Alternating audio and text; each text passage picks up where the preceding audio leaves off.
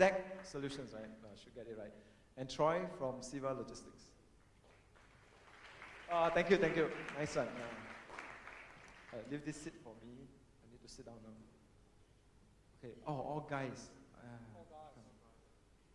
Where are my ladies? Hey, ladies, if you want to help me, right, volunteer yourself to be a speaker. Actually, I have one next one, but she have a sore throat. Oh, it's okay. Karen, I will help you later. If you can't answer for you in a lady's voice. Is that enough seat? Oh, you just nice. Okay. Okay, I do a quick intro of them based on what I know. I actually don't have anything, really nothing, based on what I know. And then you guys will try to correct the errors that I make. If I make all the errors.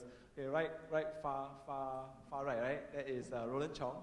Roland is the Senior Director of Supply Chain Initiative, Estee Lauder Asia Pacific. Roland started his career mainly in the other side of the fence. Basically, it was 3PL, so more transportation, freight, logistics, warehouse. He lived in the warehouse for about 3 years, literally lived there, stink like hell. And then decided to join Estee Lauder so that you can perfume yourself back to normal. Okay, something like that. Okay, that works, right? Okay, besides Roland, Mike comes from GSK. If you don't know, GSK means you never take Panadol. If you take Panadol, that's GSK. I know Mike also accidentally because of Colin Nelson. So the GSK side, I'll let Mike tell you more. I think you're Australian, right? Okay, so I'm right about that. Then the next guy is also Australian, but he grew, no, he was not, he didn't grow up, he was born in Myanmar, right? That's Dominic. Yeah, and Dominic loves to go on a fast bike, so he said that his fastest speed on the bike was 280 kilometers per hour. Then I realized that, that was someone else, it was not him. Sorry, Dom is from Toll Global Logistics. Yeah, so besides Tom, I met James, how long was that, 1 year ago? 9 months ago? James came to me and says that I had this company called Exact Solutions, and I'm principal consultant. So I'm like, so what do you do? So I says, but now, it's been 1 year later, I've forgotten. So later he'll tell you what his company is doing. That's James for you. And this guy is interesting. I know him as yellow, then as green, then was someone related to the McDonald's, and then today he's now with Siva. So Troy is almost a long-time friend. So when he's long-time friend, it's always easy to negotiate for sponsorship. Later, buy 2 tables, right? Outside for the awards. So you guys take a piece of paper, then we get his name card, then we get 2 tables from Siva Logistics. Okay, so we'll start from here. Okay, guys, this is what you do, right? I got one question here, which all of you, if you have read your emails, will be there. But if you did not read your email, it's still okay. The question is relating back to the first description I gave, the brief that I gave. So before you answer the question, then now I say correct my error, a little bit more about your real self. Okay, whether you got married, whatever, right? So here it goes, like, Asia is actually touted as the next economic bloc. But to what I understand, a bloc is homogeneous. Asia is not homogeneous. Just cross the border and a different language. Cross another border, another different language. Culturally, we are all different. Right? We look Chinese and we are not from China. Right? So if you look at it and then you try to compare it with US and Europe, how would the Asia rising consumerism in your own context or where you're coming from affect the supply chain logistics part of its development? It's very long, right? But it's nothing more than, basically, we are so fragmented. How do you handle even 3 billion customers? They are not one bit common. So, you want to do it? Okay, we do it Roland side first. Okay, Estee Lauder is more colorful, so start from Estee Lauder. Yeah, your real self first. Hi, I'm Roland. Yes, I actually did live in a warehouse for the first few years of my life, as well as being a container surveyor. So it was nice wearing uniform for a couple of years in my life. Yes, I actually hopped over to the other side of the fence. Very nice. Joined F&N Coca-Cola. Spent about 7 years there. The one beside Tiger Beer, for those who are not aware. And then I was in Nike for a while, sports brand. That was when the World Cup was held back in 10 over years ago. And then Estee Lauder for the last 10 years. You want me to answer the question right now, Paul? Sure. I think from our perspective in our organization, being a prestige, or at least in the luxury category, we look at consumer or consumerism slightly different from the FMCGs of the world. We look at the media-tier consumers, which fortunately is actually growing, and growing a lot in China. So our focus in Asia perspective is actually very much on China, or in China, as well as the developing countries like Vietnam or the Indo-Chinas of the world. So these are the pockets of areas or geography that we looked at very, very actively in Asia. Obviously not forgetting that the base of Australia or the Pacifics and the rest of Asia continue to build up on the base. But in terms of growth, if you look at it, these are where the growth we believe will come from in the next 5-10 years in that category. Thank you, Roland. Mike? Sure. So Michael Tyler, I've been with GSK now for, well, it's been 3 companies. It was Sterling, for those that remember Sterling, Winthrop originally, and then SmithKline Beecham, and now Glaxo for the last 25 years. So it's been a long time. But in that time, I've been lucky enough to travel the world. So for the last 10 years, I've been out of Australia. Spent 4 years in Ireland running one of our big global facilities there, and 3 years in London, and then 3 years now here or 3.5 years in Singapore, running what we've called the transformational end-to-end supply chain, which includes both the manufacturing piece and the supply chain to customer.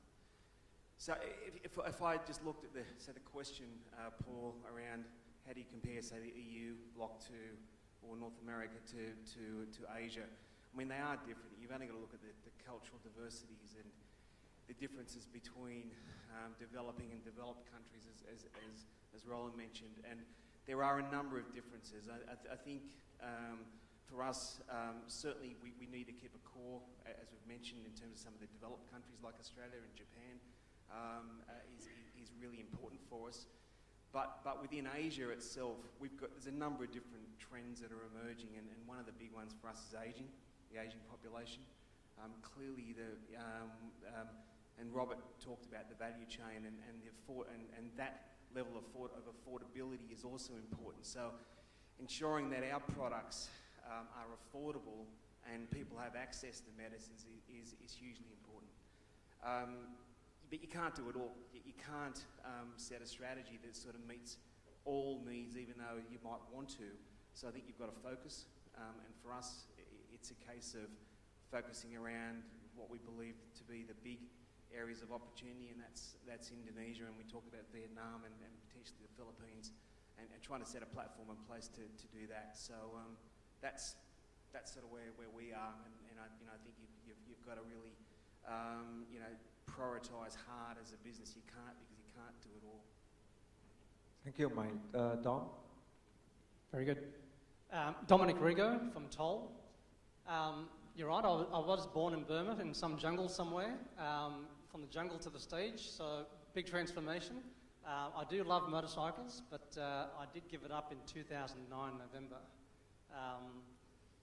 Long story, but yeah, twin girls, and appreciating life to its maximum potential, that's for sure. Just focusing on the rise of the whole Asian bloc compared to the rest of the world, both in the North America as well as Europe, massive differences throughout, that's for sure. The important underlying thread is the middle income earners within Asia Pacific itself, tipped to go to 54% of the world's middle income by 2019. Not a bad platform, and we're right here in the epicenter, right here, right now. So that gives us a fantastic foundation for how we can get this right, and all of us here can contribute to this. That's the beauty of it. I believe from a foundation within Asia, we're developing, that's for sure. So, all the technologies, the processes that's been developed in the Americas, in Europe, we get to leapfrog all that. We get to go from the VHS straight to the DVD even, or the Blu-ray even, if that's the case. And that's a fantastic foundation that we can be part of. But I do believe that there's some fundamentals that we've just got to get right up front. You know, we are tasked with some key risks out there. Compliance, governance out there is a huge factor that we have to overcome. In this world that we live in within Asia, within the Asia-Pacific region even, these forces is what we have to control, and we have to get over it very quickly. The world is looking at us. I mean, we've transitioned from the manufacturing epicenter of the world to now the consumer-driven hub of the world. So that factor alone means that we've got to get the supply chains right within this region itself. So that's my view on this topic so far. Thanks, Tom. Yeah, James. Hey, thanks, Paul. My name's James Layard. I run a supply chain and industrial property consulting company based here. Also works out of Australia. It's called Exact Solutions. Thanks for inviting me on. My personal story, I was originally from England. I spent 10 years as a soldier in England before I left in the mid-90s to move overseas, and haven't looked back to England since then. I've been through New Zealand, Australia, and now been in Singapore for 6 years. Right, to the question. I think I would start by saying I think the stats you give up front are somewhat misleading. I think to talk about 500 million middle-income people in this part of the world, we need to remember that's somebody who's classified as having income of more than $10 a day. And that's somebody that has moved on a sort of evolution of life of really sort of crawling themselves out of poverty into subsistence to a point where they are, in relative terms, comfortable in that they can provide for the day-to-day needs of their families at a basic level, to a point where they start to creep above that and free up some disposable income. And actually, when we talk about, by 2030, 66% of middle-income people in the world will be from Asia, 40% of middle-income consumption will be here. It's really where it becomes interesting to us as supply chain people is to think about the disposable income that's freeing up. Because that's what drives consumption, and that's what therefore drives the need for product to be somewhere for someone to consume. And actually, the headlines are China and India, and that's, again, misleading in the sense of looking at Asia-Pacific as a whole. Economists generally talk about a tipping point in the evolution of wealth creation in a country, of a per capita income of $6,000 on average. It's at that point when there is enough disposable income in the market, spread across that market to a degree, that you start to see a very dramatic increase in consumption, which then causes for economic growth driven by that consumption, which again fuels the virtual circle. So $6,000 per head as an income per year. Now, Malaysia hit that point some years ago. China hit it in 2012. Thailand's due to hit it this year. And then we look at a projection. Indonesia's due to hit it next year. India's due to hit it in 2017.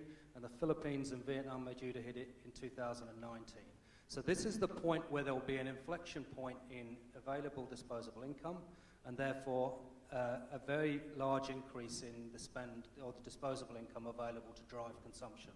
And that's the context with which we need to think about the opportunity in Asia Pacific. I take the point that actually there's huge complexities of going after market by market, but actually the opportunity is APAC-wide, and you compare that type of 20% consumption growth, which we've been experiencing, against negative consumption growth in North America and Western Europe over the last few years, and it's obvious that we should be here and taking advantage. Thank you, James. Great. It's always great to go last, then I can sum up. Yeah, take all the numbers and put it together. Yeah. Thank you. Again, I'm Troy Shortell, and I run East Asia for CEVA Logistics, one of the world's largest contract logistics and freight forwarding businesses. I think the two themes that you'll hear from all the speakers, not just on this topic, but you'll see running through the program over the next day or so, is growth and population and the speed of change. So I came to the region from the U.S. in 1992. I spent about 10 years in China and the last 10 years here in Singapore running businesses which are almost unrecognizable today compared to what they were in the past. In Asia, particularly Southeast Asia, mainland Southeast Asia, we have a tyranny of geography. We have long distances. We have a lot of water in Indonesia, a lot of islands. The same goes for the Philippines and Japan. We are not one coherent group, unlike North America, which has massive land borders and is relatively developed infrastructure. We're just beginning now to have predictable road transport between Shanghai and Singapore. You can contract with a number of companies, even some of those in the room here today. 8 days, you can get a fully containerized vehicle from Shanghai into a DC here in Singapore and do something with it. That being said, you have to go through a number of countries, and there are a number of checkpoints along the way with paperwork that needs validation. But that is quite an innovation. But that's just one of the first steps. So I think we all know that we're in the right place. We all know that things are changing fast. The question will be is how can this group of countries compete versus other trading blocs as the years go by and continue to make great strides in terms of connectivity, which supports not just our supply chain logistics industry, but consumers, because they'll see prices coming down and much more transparency in their day-to-day lives. Yeah. Okay, I'm going to touch one part where you guys talk about the accessibility to the market, and then go into a little bit of projection in the next 3 to 5 years in Asia. So the accessibility to the market is sort of there. Basically, almost all markets in Asian countries are open, including Myanmar, including Cambodia. But the fact is that Asia complex, as what you all pointed out, but it's also dangerous. Dangerous in two forms. One is we have the North Koreans, Then the other one is that we have natural disasters. So if you look at this moving in the next 3 to 5 years, where do you see opportunities and where do you see challenges in Asia in terms of rising consumerism, in terms of the logistics and supply chain that we are in? You can continue, then we can fly backwards. Sure. I think you bring up an important area, which is natural disasters. We sit again in a region that has a number of volcanic and earthquake incidences, flooding, and the control about where people put their homes in a floodplain, etc. It's uneven control in a number of countries across the region. So we're always going to face kind of human disasters. The question is, how do you plan and how do you prepare your organization for contingencies? There are a number of big brands in the region where if there's a shutdown of their supply chain, even their retail stores, that's impacting share prices. This is not a small event. Riots, anti-Japanese riots in China, or flooding in a number of countries, or earthquakes in Indonesia or New Zealand. You always have to have contingencies built into your supply chain. Case in point, look at what's happening with a number of the fast food, the quick serve restaurants in China, with issues around supply of poultry and other protein. You don't think that McDonald's and Kentucky Fried Chicken and others have responded the way they have without having a very good contingency plan for finding alternative sources of supply.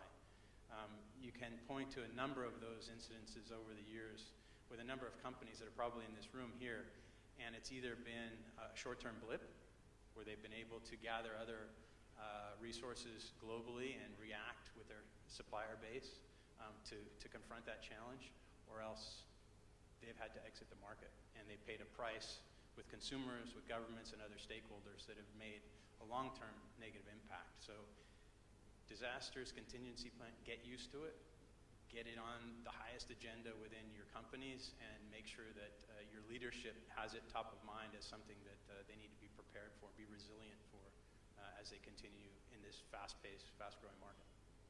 What are the thoughts that you guys have? So we talk about accessibility, but we we have the complexity at the same time. And we're looking at a forward scenario, 3 to 5 years. So would there be more trouble in Asia or less trouble? And how would this impact? Well, I think there's a couple of components to that. So trouble in terms of natural disasters or the like, hard to tell. All I can say is a backup what Troy's saying, which is get used to it. And I think what we're seeing is a lot of focus on putting the right planning capabilities in at a cross-market level, as opposed to market by market. So really trying to consolidate that view. And also a lot of focus on improving visibility so that you can react quicker when you see these events happen, and you get visibility where alternative inventory might sit. Those are the two areas we're seeing more focus. I'd actually say in terms of opportunity, because that was part of your question there, I think where we talk about huge amounts of consumption and consumerism and the rising middle income folks, there's two dynamics that need to be borne in mind with that. The first one is age, and that when we say there's a lot of more middle income people coming through, actually it's the fact that people are becoming independent, as in having disposable income at a lower age, and therefore the wealth is being distributed into the hands of a younger generation, which will affect what people want to buy and how they want to buy it, if you think in the sort of social media online type side. The second dynamic is that middle income, the growth in middle income numbers is far higher in tier 3, 4, 5 and 6 cities and the surrounding areas than it is in tier 1 and 2 cities. So we're seeing the distribution of that disposable income spread to a much more widespread geographical area within each market, as well as across all the markets across the region. And that adds complexity then to exactly what we're talking about, being able to go after and serve that demand. I think that's an extra complexity that adds to some of the natural disaster things where you have to have a broader, more effective supply chain across a bigger region with a different set of products and more delivery mechanisms in the context of being able to react to the natural disasters that come up. So I suppose that will add opportunities to you. If it's challenges, then there's no business for Toll. There's always business for Toll, that's for sure. Look, I think urbanisation, the development in terms of infrastructure, these are all things we're doing to help reduce risk within the supply chain, that's for sure, and that's a given. It's evident that the amount of regional DCs that are opening up, especially with Toll even, we're making our own luck, right? So for our customers, when there are natural disasters and so forth out there, we've set up the regional DCs within the Asia Pacific region to mitigate those risks. Massive investments in capital to make that happen as well. You would have seen the big green sign outside. We're investing $320 million in these facilities to, again, help us get more lucky. That's for sure. But in us getting more lucky, and sure, there's a lot of investment to make that luck as well, we've actually got to transform that luck into what it means for our customers. In that respect, for us, the compliance factors, I believe, is even a bigger factor than natural disasters. Yep. With natural disasters, we can get over it. Yep. We put in mitigation plans to make that happen. Compliance factors that we're dealing with right now are scaring off, some pretty important companies out there, MNCs and so forth. That affects us all out there. Ethics is a big factor that we have right now that we need to overcome. That's for sure. Exploding watermelons, melamine in milk powders and so forth. These are all examples where we need to get this right and fix the supply chains correctly so that we don't have these issues of compliance in the future. So, how Toll fixes that is, sure, there's some investment and so forth out there, but we're also looking at ways to think a step ahead of what's out there in terms of some of these disasters, some of these other compliance factors to get over it. And if we don't get over these compliance factors, then we're all doomed out here, not just Toll. Okay, Mike? Yes, I think a lot's been said, but if you just look at disasters, I think that your business continuity planning is hugely important, and it's not just the supply chain. I want to go right back in the supply chain. It starts with manufacturing and materials. if we can have the right strategies in place for, say, dual sourcing opportunities for both materials and manufacturing, I think that's hugely important. Now, in the pharmaceutical industry, that's not always possible because it only sometimes some bodies, regulatory bodies, only allow you to source from one site, and you can't source from two. So where possible, I think that's hugely important. Back up the supply chain, and if you move further down the supply chain, then it might be a case of looking at opportunities for late stage customising some of that to give you even more flexibility and agility within the supply chain. So in our case, it could be bringing bulk supply from Europe and customising that within Asia to meet a need for either an emerging class consumer or in a more developed economy. So if I take the case of, say, Panadol, for example, which we referenced earlier, and I think Dom talked about fundamentals earlier, it's so important that we get the fundamentals of the manufacturing and the supply chain right. And when I talk about fundamentals, I'm talking about safety, I'm talking about quality, and I'm talking about our ability to service our customers. So we get that right, that then puts us on a platform to be able to say, okay, well we can make this supply chain now a bit more flexible, it's sustainable, and we can make it a bit more agile. We've then got to look at what the needs are, and if I take the case of, say, Panadol, Panadol's not Panadol everywhere in the world. Affordability comes into play. So in the case of, say, parts of Indonesia, people don't go out and buy a pack of 24 tablets of Panadol. They buy a blister of 2. And so it's how we can late stage customise that to ensure we get the right access to those consumers is particularly important for us. So yeah, for me, it's about getting the fundamentals right. It's about having options around sustainability, around supply and continuity. And in some cases, if we are talking about risk mitigation, you might keep strategic levels of stock somewhere as well, which is another thing to consider. So that's great. But are your customers willing to pay for it? I mean, if I just give a simple example, I was in Cincinnati, fortunate to be at the P&G Global Supplier Summit, and they talked about per capita. To your example, wallet spend and the share of spend per capita of a person in the US, $10 per week.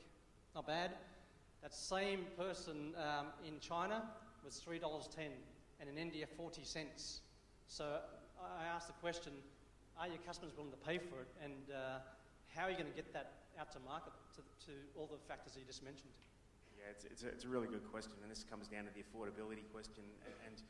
And you know, Panadol's not on sale in the States, but let's say as we take Europe, for example, and you know, and is the price of Panadol the same in Europe as what it is in say in Indonesia? And the answer is that it depends on a number of factors. Depends on where it's manufactured, so that has a huge part to play. But it also depends on the value proposition that you're providing. So the value proposition in Europe is different to what the value proposition is in say Vietnam or Indonesia. And what we're offering is trying to get to a point where we value design our products to an appropriate level, so that it's the same tablet exactly, but the packaging could be very different. And then then you're able to provide better access, and it becomes more affordable. So you know, the materials, the cartons could be different. You might not even have a carton, for example, which is expensive.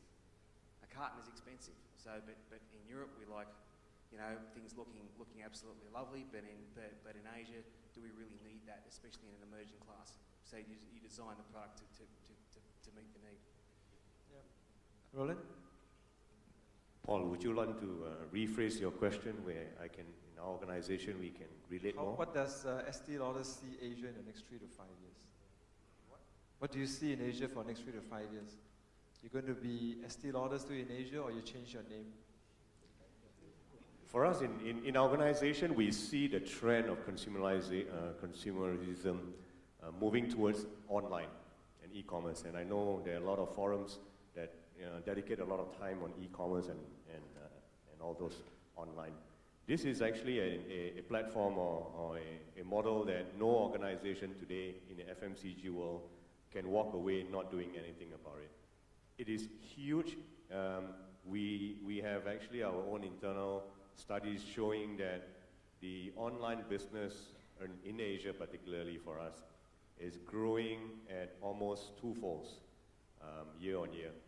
And that is an area where supply chain as a business within our organization, as well as our partners in supply chain, we are actually working towards how do we make that e-commerce fulfillment as quick as what we're doing in terms of our regular business.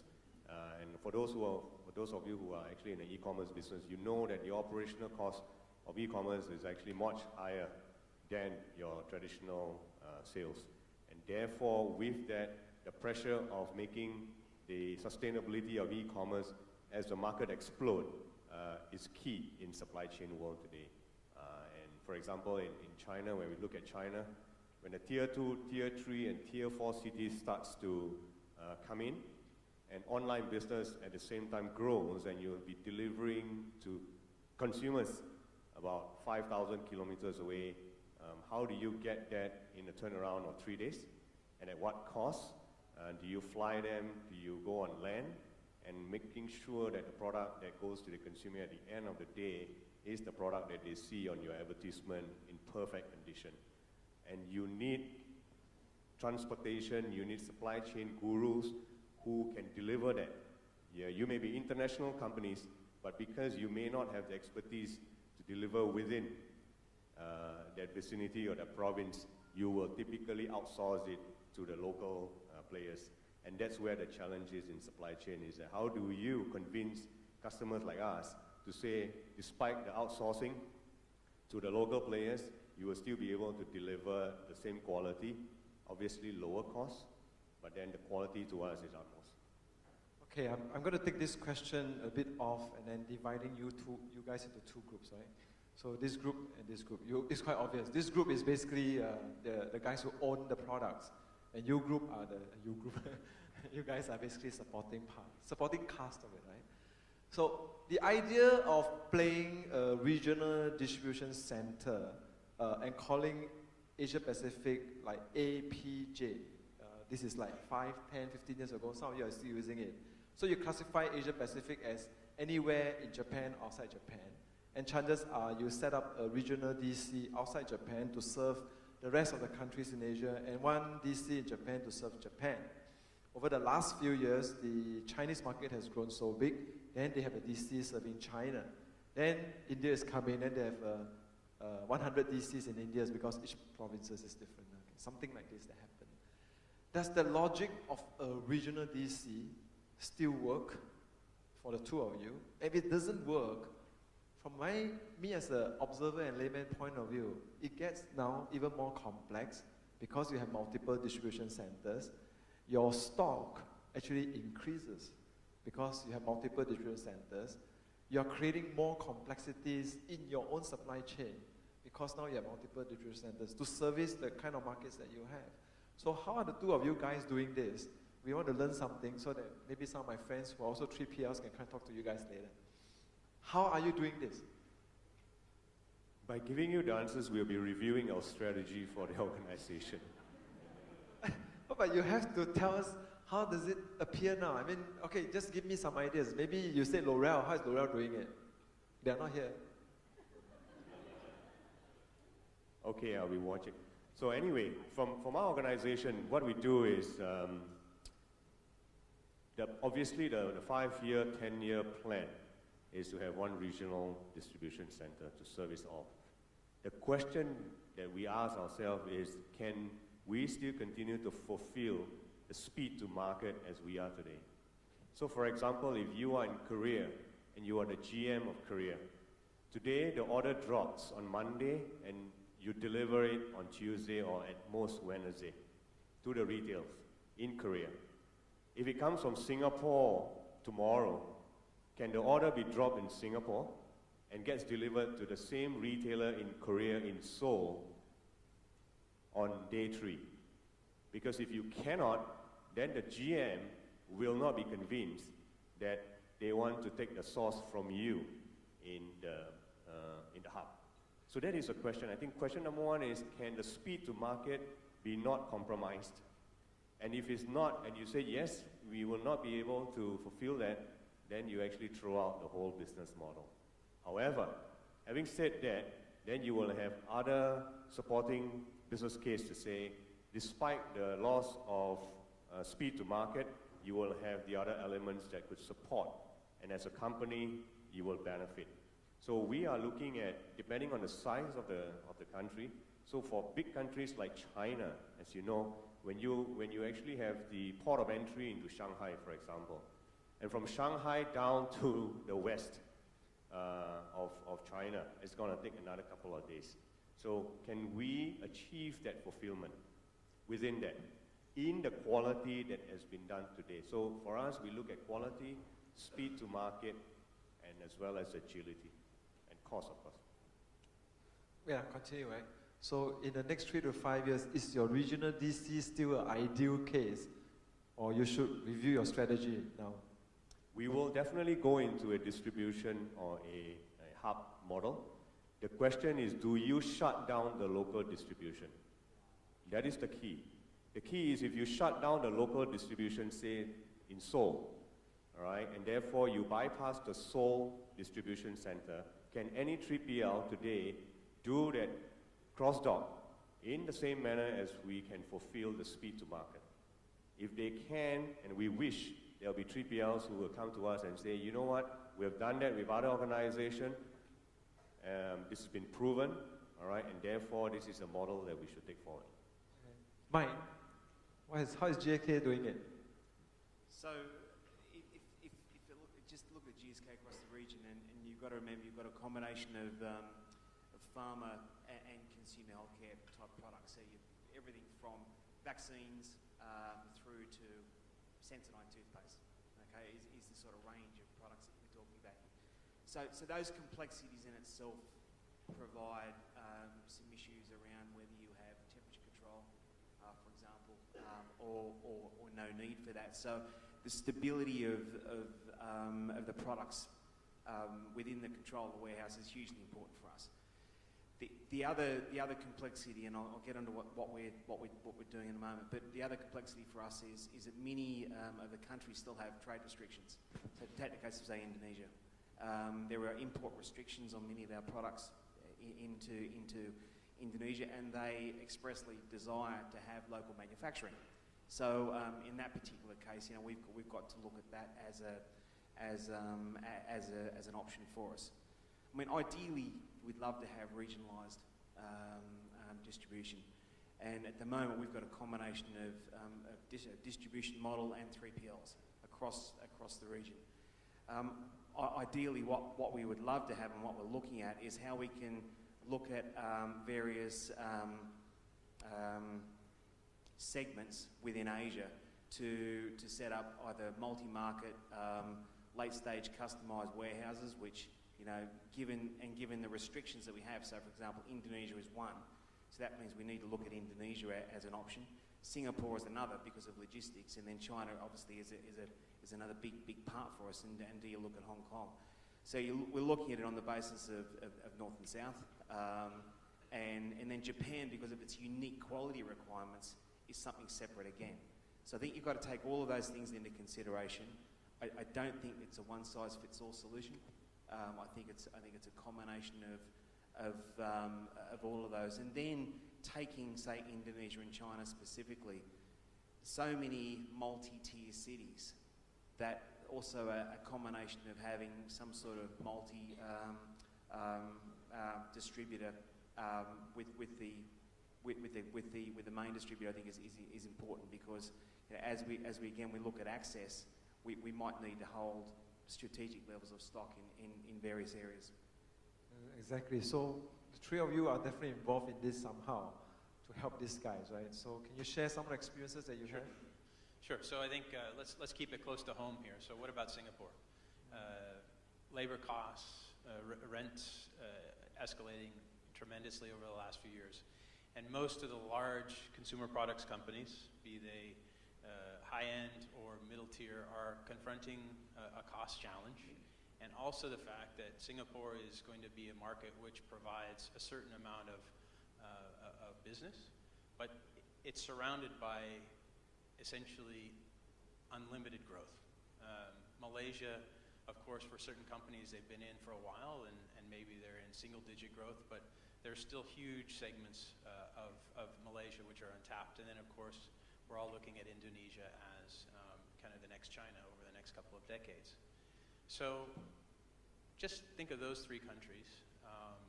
What do you need to do if you've had three redundant country-based stock locations and you've been planning for decades to serve those three markets? Well, first of all, you need internal alignment.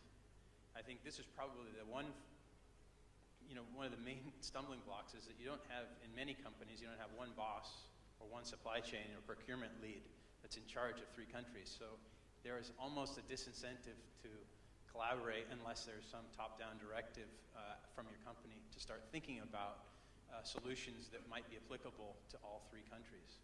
And we get back to product size, labeling, all the statutory requirements just to serve markets. So can you get, first of all, internal alignment in your company to begin to think about regional distribution or postpone co-packing and the like? And then, there are a number of companies out there that have been looking at new infrastructure. When you get a 30% discount on rent and labor in Tanjung Pelapas, just over the border, or even Sinai, which might be even cheaper depending on where you are, versus base rents and labor in Singapore, it's something that must be looked at if you have a certain volume of business. And then, how are you able to serve, multimodal by sea into Indonesia or East Malaysia from the same type of hub? So a number of companies are obviously looking at PTP. A number of companies have already set up in Klang Valley, Shah Alam area, or closer to the port, hubs which serve by truck every day in a fairly predictable way into Singapore for essentially a cross-dock and eliminate all stock holding to serve the Singapore market. And then, of course, serve bigger markets in Malaysia and ship container load freight into Indonesia. So I think that RDC for those three countries in particular, for big box consumer and many other customers, is alive and well, especially in boardrooms that have aligned themselves to be able to have that discussion. And we do that for a number of customers already. Sounds like the solutions, but I'm still torn between that practicality, speed, and cost. So, two of you guys. So thanks, Paul. I think, frankly, it's an almost impossible question because, as Mike says, there's not one size fits all. Every company is different, and every company's supply and demand profiles are different, and every company's product set is different, whether it's high volume, lower value, or lower volume, higher value. Actually dictates the type of distribution model you had. The good news is that you can work it out. It's a question of maths. It's a question of actually taking the time to model the supply and demand points, the rates that you're paying to move stuff around. It's to configure a set of different options you've got for where you should put your DCs and how they should operate. If you take the time to do that and model it properly, I'm not talking about at an aggregated level of demand, I'm talking proper SKU level modeling of how product is flowing across your region. You can work out the best way to configure your network, and it will be different for every company. The more difficult part of that is the modeling is only as good as your ability to predict the future, because what you're building is something for the next 10 years, and you'll need to do it on the basis of assumptions around volume growth out into the future. So the trick is to build some flexibility into your network so that you can adapt as things change over time. Okay, sounds like getting there. Okay, you got to get there now. Lots of good hypotheses here, but I've got the answer. So toll. So again, what we do is we model every single one of our customers' supply chain every year to get that optimum solution, right? In the case of in the cosmetics sector, it's public information for SK2, for the Hugo Bosses of the world, and so forth. We actually run a regional hub, which is the most cost-effective solution for that high value goods out there. And that being the case, in the hub, we just happen to be positioned right here in Singapore because of the EDB benefits of running a regional hub here. But there is an answer. And so we go out and seek that answer for every customer every year because the supply chains do change. And in the quest to solve these supply chain diversity and the changes that are out there, we get to remodel our customer supply chain. In China, we run Colgate across the whole country. We've had 23 DCs, we're down to 9, now we're at 11 DCs. So there is the right answer out there, and especially for the pharmaceutical and the cosmetic sectors where it is high value goods out there. A regional hub absolutely works. And to roll into your question around, how do one logistics provider to a challenge where can you get the actual product to the marketplace in the right time frame? Absolutely we can. We do the postponement right here in Singapore. We label the products for the customers in Thailand, in Thai, right here, and we do the postponement. And basically, we do some indent orders based on here, and we do some replenishments locally as well. So again, there is an optimum answer for every one of these supply chain questions out here. Absolutely. Dom, I like it because you're a director of business development, so we have the answer. I'm that too. I'm a salesman. You tell me a problem, I have the answer. The interesting part that I get from here is really from James' side. I mean, it comes from the fact that if I get enough data and I can analyze that, which is what the trend is going to, the big data, the analytics part, I could actually model. My concern was more that the infrastructure you don't own, the infrastructure they own. And some of the infrastructure you don't own, the Maple Trees and the Global Logistics Properties own. So these infrastructures will just get a bit more expensive over time. But you don't have to answer this question. There are a lot of things on my head, but we don't have a lot of time. So only 2 questions, and then we end. Okay, so before you ask a question, you got to put out your hand, then you get pointed. Your name, your company, your mobile number, your email address. You know how we write back to you, right? Okay. So, yeah, there's one. Where's my mic runner? Right in front here. Come. Remember, Simon? Thank you, Paul. I'm Simon. I'm an independent interim manager. I work for myself. I have a quick question. I noticed that a lot of the points that you made are very functional. I have a hypothesis, and it says that can deeper integration and collaboration between shippers and 3PLs improve performance? And I personally believe that it's not at a functional level. I personally believe that it's at a holistic, pluralistic approach to management. So I'd really listen to the panel's approach on that. Oh, that'd be interesting. You guys got to answer this. Can you work with them and then improve performance? I think it's hugely important. It's probably the most important thing. I absolutely agree. If you look at even going back again in the supply chain, all the relationships that you set up, whether it be through shippers and 3PLs or material suppliers, or even in our case with our own commercial business, that level of integration and engagement is hugely important. And quite often many problems, issues can be solved just through having that relationship. So we haven't spoken about that today, but I think it's hugely important. I mean, the other piece to that is also how do you get, another topic is how do you continue to get skilled and talent within the supply chain as well. And we haven't talked about that at all, but again, that whole people component is hugely important. Roland, the collaboration? Yeah, absolutely. I think the challenge is the internal organization for us. How do you see 3PL? I think the traditional, conventional perception that we have on 3PL is always like a hand, a distance away.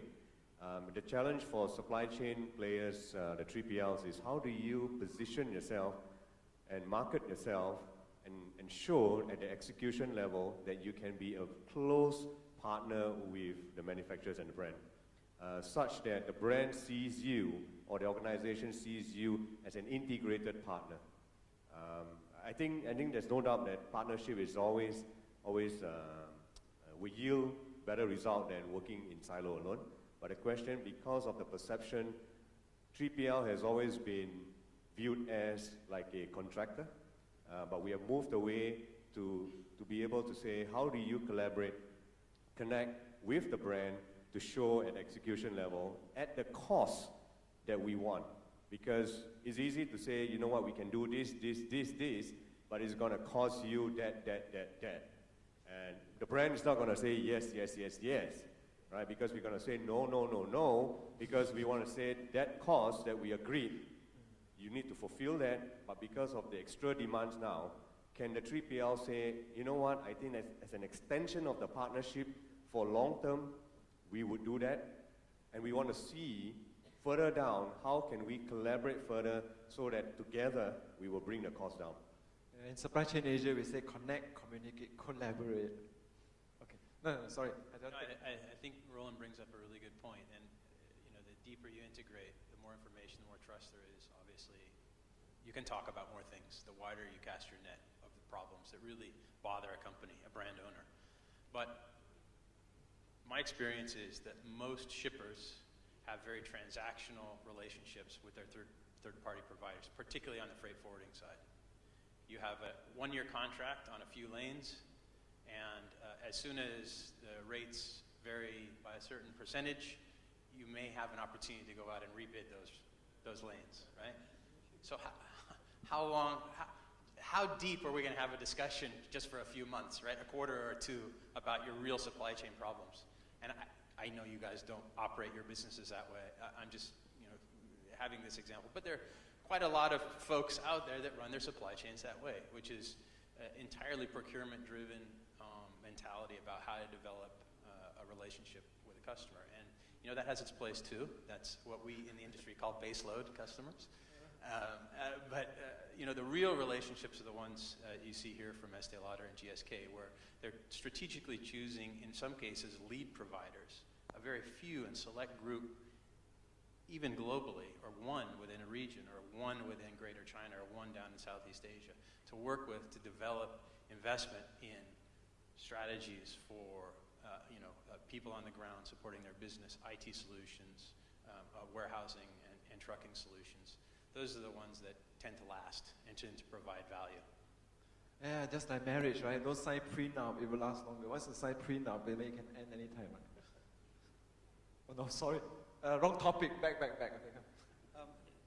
So I'll come at this from a slightly different angle. I'm not trying to sell transportation.